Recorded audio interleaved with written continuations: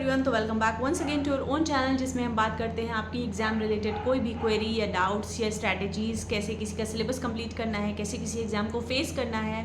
और आज की जो वीडियो होने वाली है, इट्स फॉर दोज जो बहुत ज़्यादा एग्ज़ाम देने के बाद पैनिक करते हैं, परेशान होते हैं, हर समय एक मन में वो चलती रहती है, डाउट्स आते रहते हैं कि पता नहीं मेरा सिलेक्शन होगा या नहीं होगा। अलग अलग टीचर से पूछते रहते हैं कि सर कट ऑफ बता दीजिए, मैम कट ऑफ बता दीजिए, what would be the cut of.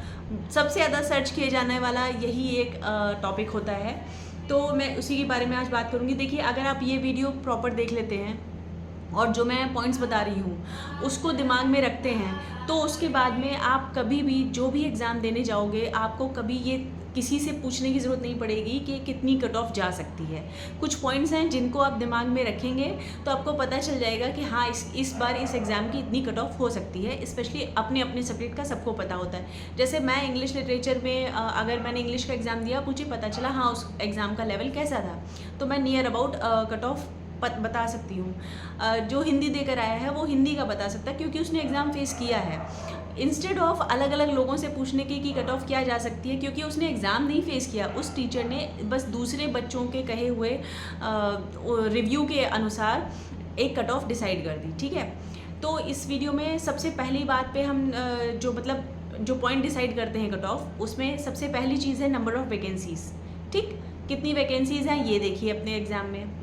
Number 2, आपकी कैटेगरी को कितनी सीट्स अलॉटेड हैं वो देखिए। नंबर 3, कितने एप्लीकेंट्स अपीयर हुए। जैसे DSSB में हमेशा 50-50 का रेशियो रहता है, मतलब 50% तक ही अटेंडेंस होती है। आउट ऑफ 100 लोग अपीयर नहीं करते एग्ज़ाम में, और ज़्यादातर एग्ज़ाम में यही रहता है। कहीं 60% भी हो सकता है, लेकिन DSSB में ज़्यादातर एग्ज़ाम में यही हुआ है कि 50% के अराउंड ही अटेंडेंस रही है। तो ये भी एक बड़ा फैक्टर होता है जो डिसाइड करता है कट ऑफ। ये हो गया तीसरा पॉइंट। चौथा, पेपर का लेवल। पेपर का लेवल कैसा था? जैसे हम लोग हमेशा कहते हैं कि प्रीवियस कट ऑफ जो गई थी उसी के अराउंड कट ऑफ रहेगी। ऐसा नहीं है। आप देखोगे प्रीवियस जो पैटर्न रहा है, कई बार कट ऑफ प्रीवियस पेपर से कम भी चली जाती है, और कई बार कट ऑफ प्रीवियस पेपर से बहुत ज़्यादा हाई भी हो जाती है। मतलब अराउंड 4 to 5% का इंक्रीमेंट हो जाता है नंबर में। तो इसीलिए मैं कहूँगी your fourth point should be what is the level of the exam. Paper का जो आपने पेपर फेस किया है इस ईयर, उसका लेवल क्या था।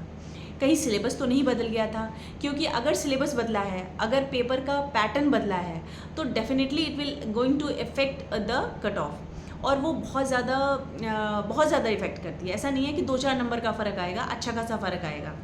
ठीक, अब इसमें भी जैसे फॉर एग्जांपल मैं अभी बात करती हूँ EMRS की, तो अगर EMRS की पिछले बार की 2023 की जो कट ऑफ थी, अराउंड 70 मार्क्स के पे आउट ऑफ 130 में 70 के अराउंड कुछ मार्क्स थे, और उसमें अनरिजर्व कैटेगरी का सिलेक्शन हुआ था। अब हम सोच के बैठे हैं कि इस बार भी सेम सिनेरियो होगा, तो नहीं होगा। क्यों?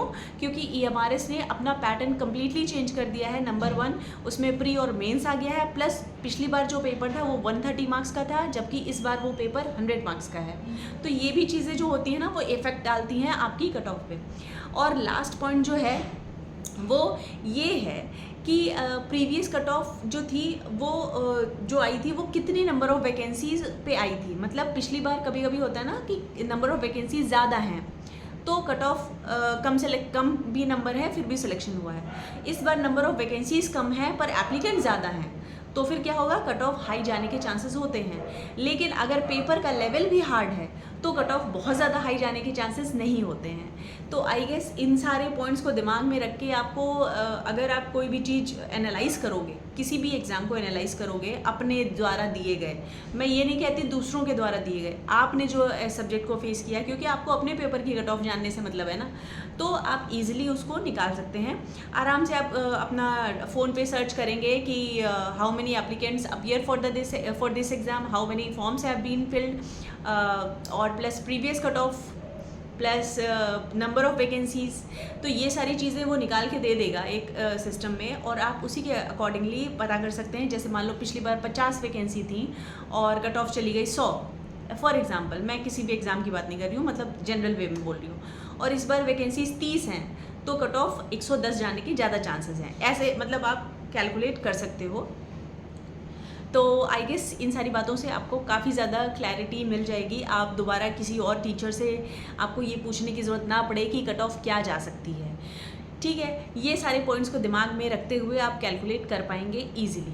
और अगर बातें अच्छी लगी हों, वीडियो पे मतलब कुछ भी समझ में आया हो, आपके डाउट्स क्लियर हुए हों, तो आप चैनल को सब्सक्राइब कर लेना, वीडियो को लाइक कर देना।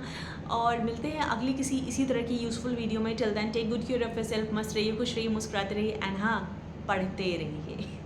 Thank you for watching, bye.